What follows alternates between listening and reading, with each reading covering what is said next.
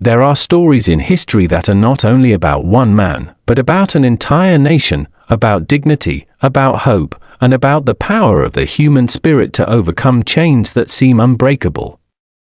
The life of Nelson Mandela is one of those stories. From the very beginning, his life was not ordinary. It was a path shaped by struggle, sacrifice, and the dream of freedom. It is a story of a boy born in a small village in South Africa who rose to become a symbol of peace and justice for the entire world. Mandela was born in a land where the soil was rich, the skies wide, and the traditions of his people strong. He came into the world in 1918 in a village called Mvetso, a quiet place with rolling hills, dirt paths, and the voices of elders telling stories by firelight. His people were part of the Thembu tribe, and they gave him the name Rolihlala. That name meant pulling the branch of a tree, but in local slang, it also meant troublemaker. That word would follow him throughout his life, but not in the way one might expect. He would indeed trouble the powerful, but only to bring justice to the powerless. From the beginning, Mandela grew up surrounded by the traditions of his culture. He listened carefully to the words of the elders, who spoke of honor, respect, and responsibility. His father was a respected leader, but he lost his position when Mandela was still a child. Soon after, his father died, leaving the boy with a deep sense of loss. But that loss also gave him a new path. Mandela was taken to live in the royal household of the Thembu people. There, under the care of a chief, he was raised not just as a child but as someone being prepared for leadership. In those days, the young Mandela herded cattle, ran across the hills, and learned the ways of his people. He also began to dream of a larger world beyond his village. When he was sent to mission schools, he encountered English for the first time. It was here that a teacher gave him a new name, a custom at the time. She called him Nelson. That name, simple and English, would one day be known all around the world. At school, Mandela's curiosity grew. He read about heroes, leaders, and nations that had struggled for independence. He learned about the ideals of freedom and justice, ideas that would take root in his heart. But he was also taught about obedience, discipline, and Christianity, values that shaped his character in different ways. He became serious, thoughtful, and determined. He was not yet the man the world would know, but the seed had been planted. As Mandela grew older, he went to university. At first, he studied in a place called Fort Hare, one of the few higher learning institutions for black South Africans at the time. It was here that he met other young men who were also dreaming of change. They debated politics late into the night. They imagined a future where their people would no longer live under the heavy hand of white rule. Mandela's leadership skills began to shine, but he also faced challenges. At Fort Hare, he was suspended for joining a student protest. It was his first taste of resistance, and it would not be the last. Back at home, Mandela's family expected him to accept a traditional marriage arranged for him. But he was restless, unwilling to be tied down in that way. Together with his cousin, he made a bold decision. They left their rural world and traveled to Johannesburg, the bustling city that was the beating heart of South Africa's economy. It was in Johannesburg that Mandela's life truly began to change. The city was a place of sharp contrasts. Tall buildings, white-owned businesses, and shining cars stood beside crowded black townships filled with poverty and hardship. Mandela saw firsthand the deep injustice of apartheid, a system that controlled every part of life. Black people were denied the right to vote, forced to live in poor areas, and treated as if they were strangers in their own land. The rules of apartheid were harsh, and they were enforced with violence. Mandela could not ignore what he saw. He found work as a clerk in a law firm, and here he met men and women who were already involved in the struggle for justice. One of them was Walter Sisulu, a man who would become a lifelong friend and mentor. Through Sisulu, Mandela was introduced to the African National Congress, the ANC. This was a political organization fighting for the rights of black South Africans. At first, Mandela was quiet, listening more than speaking. But soon, his voice grew louder, his passion stronger, and his commitment unshakable. In Johannesburg, Mandela studied law. He wanted to use the power of words, arguments, and justice to fight against oppression. He and his friend Oliver Tambo opened the first black law firm in the country. Their office was small and crowded, but it became a place of hope for people who had nowhere else to turn. Poor men and women who had been arrested under apartheid laws came to Mandela and Tambo for help. They listened, they advised, and they fought for their clients with all the energy they had. It was more than a law office, it was a symbol that change was possible. As the years went by, Mandela became more deeply involved in the fight against apartheid. He helped organize protests, strikes, and marches. He believed at first in peaceful resistance, inspired by the example of Mahatma Gandhi, who had once lived in South Africa himself.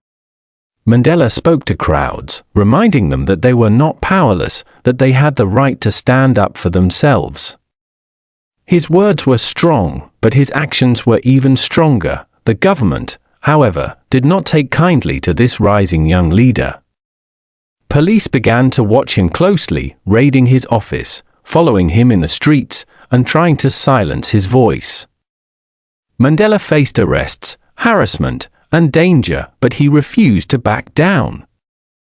Every setback seemed only to strengthen his resolve. During this time, Mandela's personal life was also full of change. He married Evelyn Mays, a nurse, and together they started a family. But the pressures of politics and the dangers of his activism created tension at home. Mandela was often away, meeting with comrades, planning strategies, and attending rallies. His marriage suffered, and eventually it ended. Yet even in personal loss, Mandela kept his focus on the larger battle ahead. The fight against apartheid was growing more dangerous. Peaceful protests were often met with brutal force. The government banned gatherings, arrested leaders, and tried to crush the spirit of resistance. Mandela and others began to realize that peaceful methods alone might not be enough.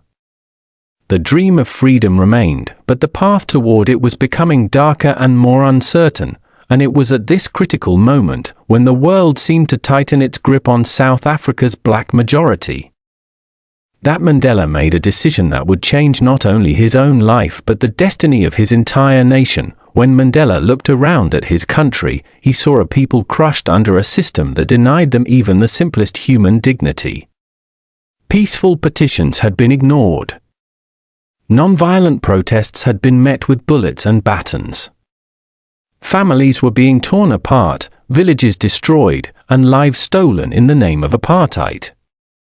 For years, he had believed in the power of words, in the strength of peaceful resistance, but now he faced a painful truth. The rulers of South Africa were not listening, and they had no intention of changing. Mandela gathered with his comrades in the African National Congress, and together they made a decision that would alter the course of history. They would no longer rely only on peaceful protest. Instead, they formed an armed wing, which they called Umkhonto we Sizwe, or meaning the spear of the nation.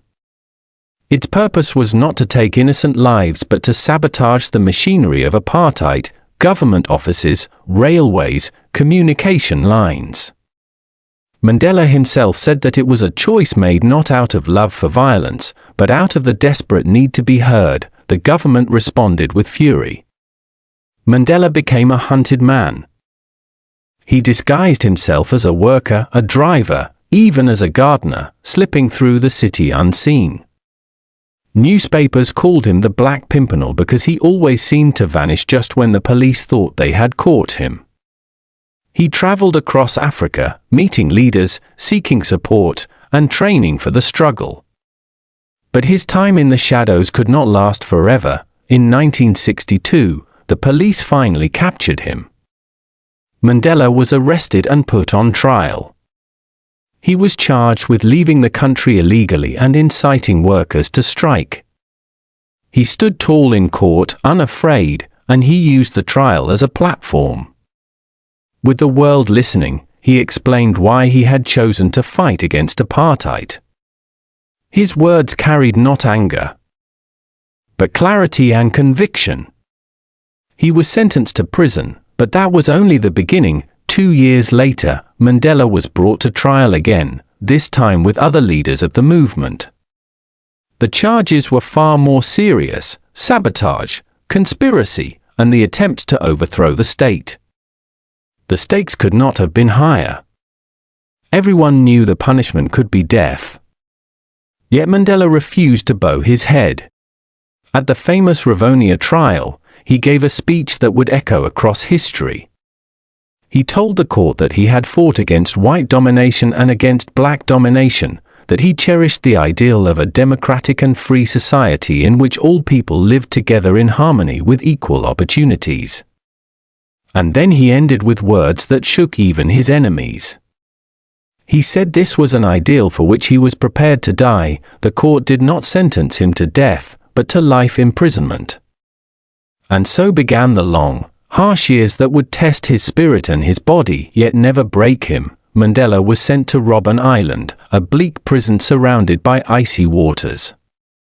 The cell he was given was small and bare, with only a thin mat on the floor. Every day, he and other prisoners were forced to do hard labor, breaking rocks under the blazing sun. Guards shouted at them, insulted them, and tried to strip them of their dignity. Letters from family were rare, visits even rarer. Yet inside that prison, Mandela refused to let hatred consume him. He studied. He read whatever books he could get his hands on. He taught younger prisoners about politics, law, and leadership. They began to call Robben Island the university, for inside those walls Mandela was not only a student but a teacher. He also exercised his body, keeping himself strong with push-ups, running in place, and deep breathing.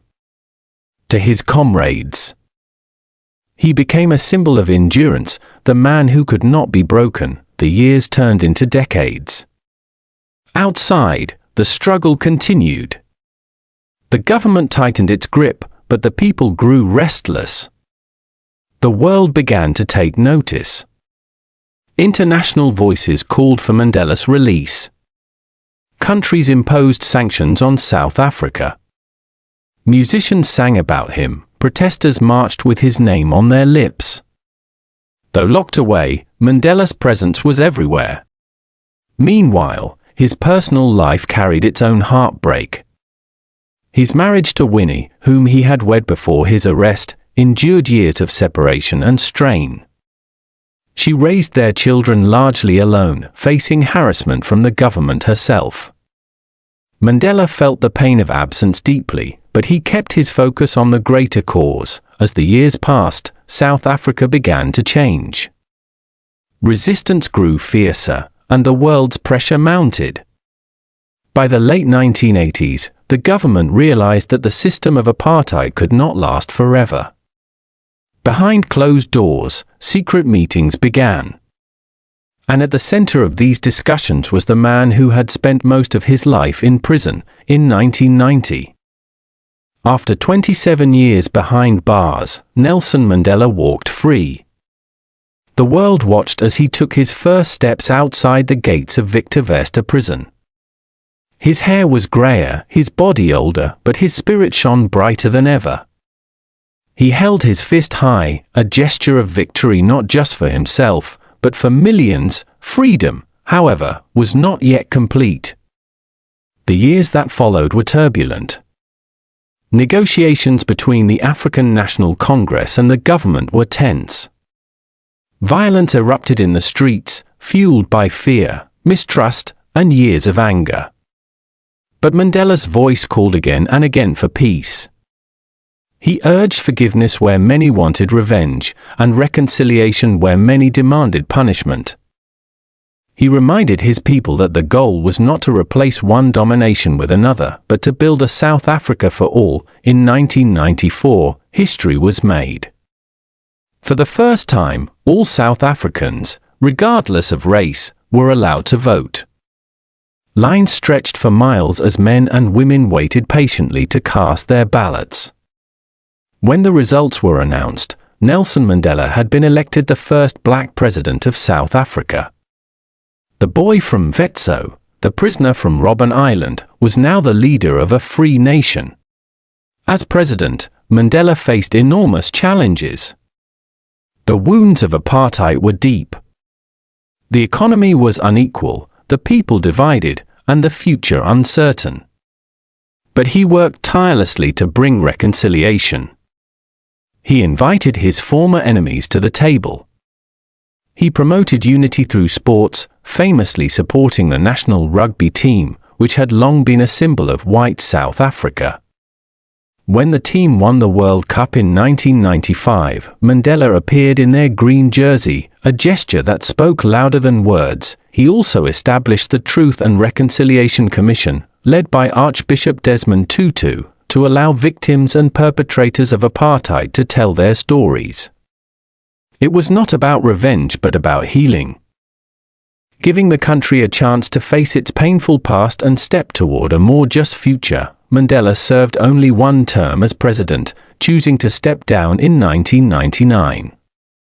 By then, he had already become a global icon, a man admired not just for what he achieved but for the way he achieved it, with dignity, humility, and forgiveness.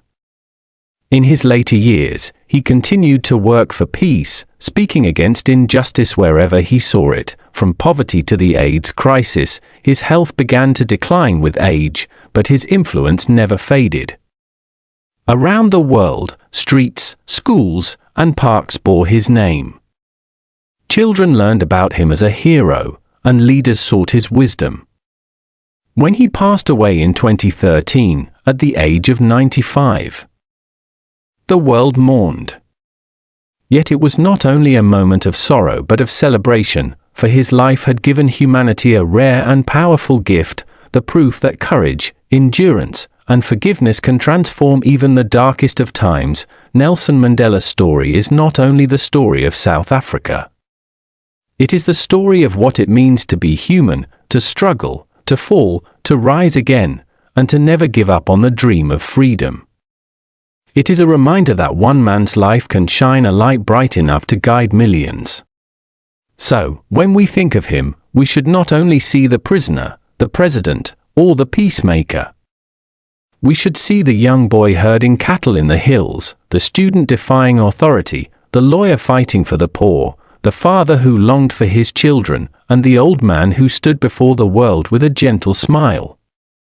For in all these stages, Nelson Mandela was not just a leader, he was a mirror of humanity's greatest hopes, and his story continues to inspire us to this day. I share stories like this every day.